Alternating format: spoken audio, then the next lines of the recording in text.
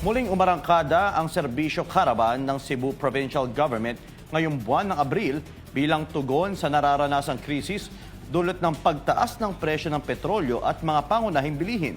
Patuloy itong namamahagi ng tulong para sa mga Sugbuanon. Narito ang ulat mula sa Cebu ni kapartner Eileen Navarro. Muling umaarangkada ang serbisyo caravan ng Cebu Provincial Government ngayong buwan ng Abril at patuloy na namamahagi ng tulong para sa ating mga kababayang Sugbuanon bunsod ng krisis na nararamdaman dahil sa pagtaas ng presyo ng produktong petrolyo. Bilang agarang tugon sa krisis dulot ng pagtaas ng presyo ng mga bilihin at petrolyo, muling ikinasa ng Kapitolyo ang serbisyo caravan upang makatulong at maibsan ang gastusin ng mga pamilyang nangangailangan. Unang isinagawa ang programa sa Cordova, Cebu nitong Abril 15 sa pangunguna ni Governor Pamela Baricuatro kasama ang mga opisyal ng probinsya. Kabilang na rin sina Board Member Lawrence Lagun at Board Member Alfie Uwano at mga lokal na opisyal ng Cordova sa pangunguna ni Mayor Cesar Didoy Suwan. Nakiisa rin ang Department of Social Welfare and Development o DSWD Region 7 bilang lead agency sa pagtukoy at pagmonitor ng mga benepisyaryong nangangailangan. Sa naturang aktibidad, 87 habal-habal drivers ang nakatanggap ng tig 3,000 piso na cash aid at tig 10 kilo ng bigas. Layunin ng cash aid na makatulong sa kanilang pagpaparehistro sa mga accredited ride-hailing platforms, lalo't pinagbabawal ang habal-habal bilang transportasyon sa Cordova. Kapag rehistrado, makatatanggap sila ng buwanang fuel at rice assistance mula sa LGU. Nabigyan din ng tulong ang mahigit 1,000 e-bike owners, mahigit 100 tricycle drivers at halos 800 motorcycle drivers. Namahagi rin ang BFART ng 500 tilapia fingerlings habang ang Department of Agriculture ay namigay rin ng mga seedlings. Bukod dito, nabigyan ng tulong ang mga senior citizens habang 19 na PWDs ang tumanggap ng assistive devices at Certificate of Entitlement para sa TESDA training. Sa kabuuan, 2,400 Cordobahanon ang nakatanggap ng tig 10 kilo ng bigas bilang bahagi ng programa. Nagpasalamat si Mayor Suwan kay Governor Baricuatro sa patuloy na suporta sa kanilang bayan. Ako kaya na mong ipalipay no, nga kami ang pinakauna for this year nga gitagaan og serbisyo caravan sa ato ang Kapitolyo. Labi na gyud nga ang pag-ari gyud ni Governor Baricuatro. Ako kay gikalipay muna nga gi-welcome na mo.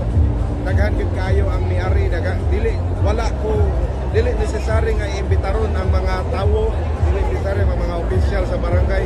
Kasi sila gyud mismo nga mahimon nga kuyog may paghimamat, pagsugat sa ato ang gobernadora karong bagong tuig kay aron makita nila ang tinud-anay nga suporta pod sa lungsod sa Cordova. Isip among pasalamat sa iyang grabe kayo nga magipanghatag nga tabang dili sa among lungsod. Tiniyak naman ni Cebu Governor Pamela Baricuatro ang patuloy na suporta ng pamahalaang panlalawigan sa mga proyekto ng Cordova, kabilang ang pagkumpleto at pagpapatakbo ng Cordova Community Hospital upang mapalapit ang serbisyong pangkalusugan sa mga residente. Iginiit din ng gobernador na magpapatuloy siya sa paglilingkod sa kabila ng umano'y paninira laban sa kanya. Parte na ko, grabe kayo ang demotion job, pero times like that, no, makauna-una ko ano pero naan naman ni, in the worst times, ang akong inspirasyon, at akong maunang-unaan, pag-ugyod. Ibali niya ako pag-antos, kaya parihas ang nagsakripisyo. So, nahimabong karong panahon, at dili-dali yung nahitabo ng crisis.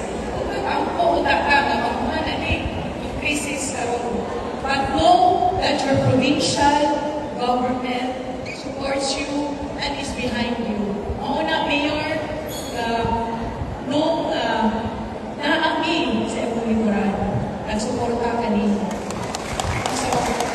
Malaki naman ang pasasalamat ng mga benepisyaryo ng serbisyo caravan. Dako dito ba ma'am kay basta po sa gasolina po dayon sa mga kinahanglan no sa taadlaw atong sa krisis karon.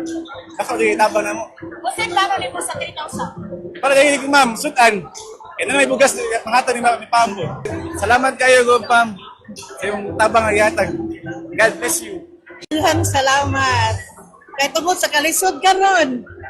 Dili lalim ang palito, nang bugas lang tag 60 na kapin, 70 ang kilo. Nolipay kami nga nakadawat mi ani nga hinabang. Wa nindot ayo yang programa ba about sa health sa mga tanong mana mga ayuda nindot isya. No? Ako yung mga kanang magpadayon kita iyang kuan. Magpadayon sa iyang paglingkod ba nga mo service sa katauhan. Mayo iyang kuan, mayo iyang pagpangnaos mga tao ba. Nindot iyang plataporma. Ako kanang paglingkod niya ba nindot gid siya ganahan ko niya. Samantala, sumunod agad ang serbisyo caravan sa South Bus Terminal nitong Abril 16 kung saan nasa 1,400 driver at konduktor ng bus at van for hire ang nakatanggap ng libreng tig 10 kilo ng bigas mula sa pamahalaang panlalawigan ng Cebu sa pamamagitan ng Provincial Social Welfare and Development Office. Ngayong Abril 17, nasa bayan naman ng Cebu nga ang serbisyo caravan upang ilapit sa mamamayan ang iba't ibang serbisyo ng Kapitolyo. Kabilang dito ang libreng medical check-up, serbisyong veterinaryo, pamamahagi ng wheelchair at tungkod, pati na rin libreng punla, tilapia fingerlings at iba pang agricultural at fishery inputs. Nagkaloob din ng pinansyal na ayuda sa mga habal-habal drivers sa nasabing bayan. Nakatakda pang magtuloy-tuloy ang serbisyo caravan sa iba't ibang lugar sa Cebu ngayong Abril na layong tulungan lalo na ang mga transport workers at pamilyang apektado ng krisis. Mula dito sa Cebu, para sa Diyos at sa Pilipinas nating mahal, Aileen Navarro, SMNI News.